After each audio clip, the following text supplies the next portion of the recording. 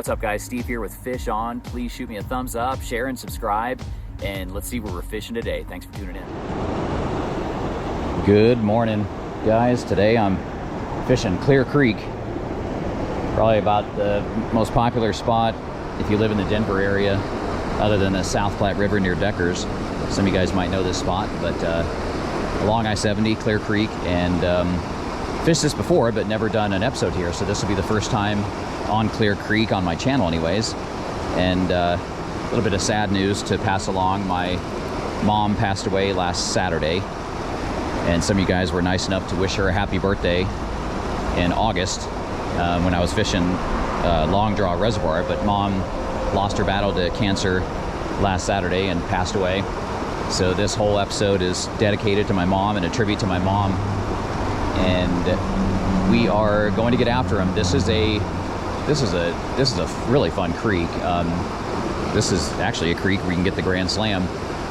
At different stretches of Clear Creek has brookies, cutthroats, rainbows, and browns, so the traditional Colorado Grand Slam. It is mid-September. Summer is hanging on. It's still hitting 90 on the Front Range where I live in the Boulder, Loveland, Fort Collins area. And so since it's mid-September and still warm, we're starting off with a grasshopper. This little grasshopper right here. And if we get some hatches and we get some smaller bugs on the water, those are likely going to be mayflies. You can actually have a blue-wing olive hatch this time of year coming up here soon anyways, and pale morning duns and tricos. So we might do double dry, where below this fly is a smaller fly. But that's the plan for today. At the end of this episode, I got a fun business partnership to pass along for you. So let's see what we can do on Clear Creek. And this one's a tribute to my mom. My mom must be looking out for me from above, because I missed one on my first cast. Had a little guy hit it on the first cast and missed it, so see what can happen here. Like I say, I might do a double dry where I add a small fly to this, but the little grasshopper just had a little hit. Clear Creek throughout its entire stretch is not known for large fish. 14, 15 inches is a really good sized fish, and there's a ton in here that are more 8 to 12. But I love all fish equally, like I always say. I never care about that. And there's one right there. Missed him. I don't know if you guys saw that. Just didn't get a good hook set. But you got this calm water next to the faster water, and he came up and slammed it. Looked like a little brown. Let's see if he can come back. He might come back and play the game, because I haven't spooked this hole yet. I'm kind of fishing below it, throwing upriver. And the colors on that one sure look like a beautiful brown. So that's 2 hits in about 3 minutes. So brought the 4-weight. 4-weight would be a nice tool for this stream, but currently using my 8.5 foot 5-weight. Wouldn't want to go bigger than this. A 4-weight would be just fine. So, but the Orvis Clearwater 8.5 foot 5-weight is just fine. Good tool. Might get out the 4-weight later, but just felt like starting with this one, which is kind of like my go-to rod in so many spots in Colorado. It's just perfect. Let's see if we can get this guy to bite to start off our morning again.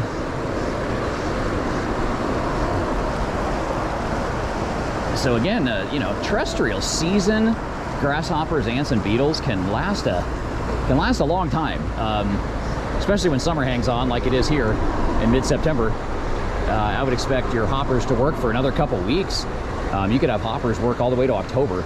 So this is fun just giving them a big meal like this on the surface and having them come up to take it, even though there's none here rising.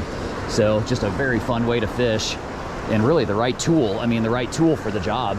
I mean, this is exactly what you should be doing right now.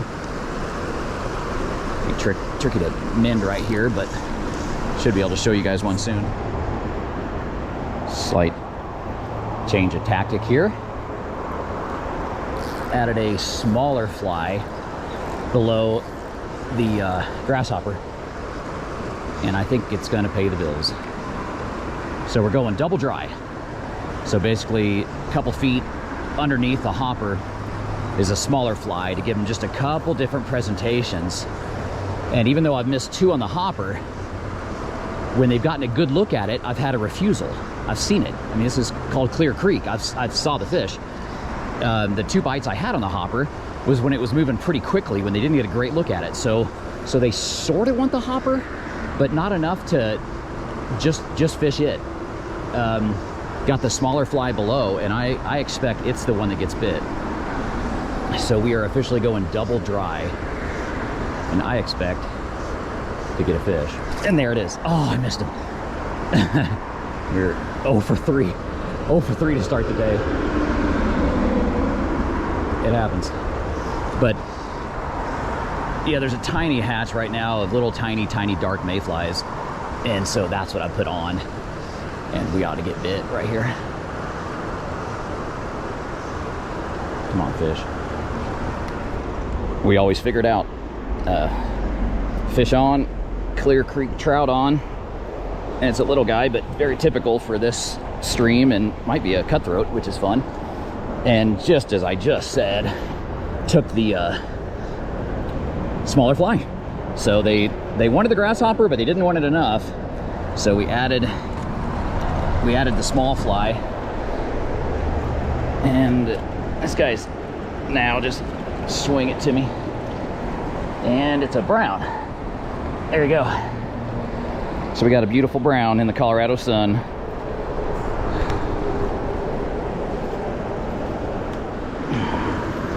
I'm gonna call this a typical to small trout for Clear Creek from my experience, but nonetheless, beautiful brown trout to start the day.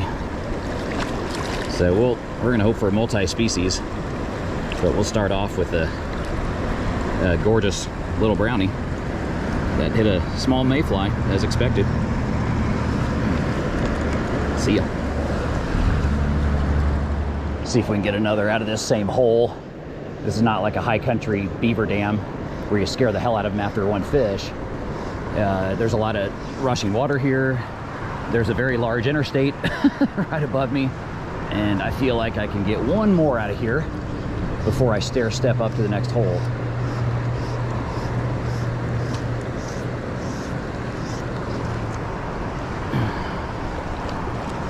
Come on, fish. There it is, there it is. That should get bit. That should get bit. One just rose right there. Oh. Fish on. Clear Creek trout on. If you're new to this game, see I'm kind of holding the rod at like a 45 degrees, keeping the line tight, and I can anchor the end of the rod against my wrist and forearm. Switch hands, go to the net. This one took the hopper. How cool is that? So that's fun. So this guy took the big old hopper. Get my hands wet and show you here. So another beautiful Colorado brown trout with just a small grasshopper imitation right there. That is what you want. Textbook, top of the snoot hook set. See that little tiny grasshopper paying the bills. So last episode, set my net down and lost it. It happens. But you can see this kind of rubber mesh net with a flat bottom. It's better for the fish. If you get a hook stuck in your net, it's way better for your gear. Get one more look at this guy before we let him go. Beautiful little brownie. See you, buddy. So very, very simple double dry rig. The grasshopper or something large on top, and the little tiny darker mayfly on the bottom, about 2 feet apart. Both now have just been hit equally. All right. With my mom looking down, this looks like the best stretch of all of them.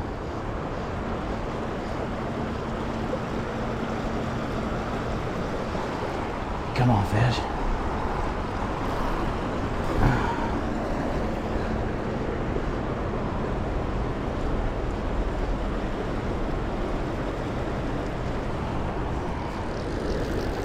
Fish on. And how awesome is that? Oh, no, don't go that way. Nope. Oh, I might lose this one. I gotta swing it because he's heading down river. Unbelievable day with my mom looking down. Third one landed in about 30 minutes. Good one. I mean, how about that? Just a very popular stretch of Clear Creek. 3 fish in 30-40 minutes, missed a couple others. Mom looking down, there's not a soul here. Just the therapy I needed. Mom looking down, and no other cars or trucks, nobody else on the river. And we got our 3rd brown. And look at that fish. And look at the colors and the markings. See you, buddy. Fish on for Mom. It's become a magical day in the first 45 minutes. And is that a rainbow? Is this a rainbow? No. Is it a cut? No, another brown. That's all right though. We'll take it. And he hit the hopper. So again, very typical for Clear Creek. They get bigger than this, but 14 to 15 is a monster in here. So very typical one. We'll kiss this one.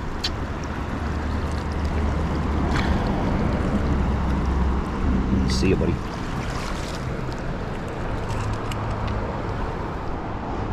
It's always fun to show you guys the full sequence, including the strike and the hook set, if I can, just waste the battery. So obviously you turn the GoPro on once you have the fish on, but it's hot enough now. I bet I can show you a hit. Oh, did you see that? Did you see that? He jumped to hit it. And I'm sorry if you don't get excited about that, even though it's a small fish. You shouldn't be doing this. He jumped to hit it. And that's the small fly. You can see the hopper on top. He jumped to hit it. I mean, literally came out of the water to hit it. Zoom in if you didn't see that. Oh my gosh, you're kidding me. And if you don't get excited about that, I don't care the size of the trout, there's something wrong with you. And, oh, come on, fish. Hang on. Oh, come on, fish. Get out of that current. Get out of that current. Come on, fish. Head first, head first. Not a big one, guys. He's tangled up now, but I just want to land him because it was such a fun. Okay, so I am fighting the current in a big way, but we got him. And wow, was that ever a fun catch. And there is a Clear Creek brown again. So you gotta do double dry. Depending on your top fly that's larger, you gotta do a lot of false casting because they get wet and they sink, and there's just that much more on the surface, even with the floating line. So you can see I'm doing a lot of false casting, and I just missed one. But just keep them on the surface. I don't use a lot of fly floatants. I used to use that stuff, but you know, you can dry your flies via casting. I don't use a lot of floating anymore these days, although I used to.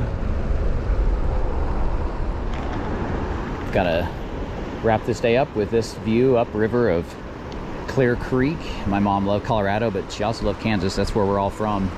And after a difficult week last week of just everybody being in the hospital with Mom before she passed away last Saturday, skipped a week fishing and got out today to dedicate this one to my mom and Brian and my family and my wife.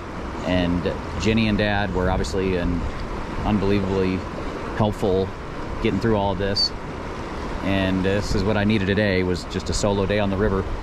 But kind of on a happier note, also love just the messages you guys send me and the connections and the relationships. And I'm going to slaughter these guys' names, but Takeshi and Kiboom Lee, two guys I met on Georgetown Lake that connected me to Chris Hull and Colorado Fly Anglers. So we hope to show you guys some flies from the Colorado Fly Angler on the next episode, wherever I land.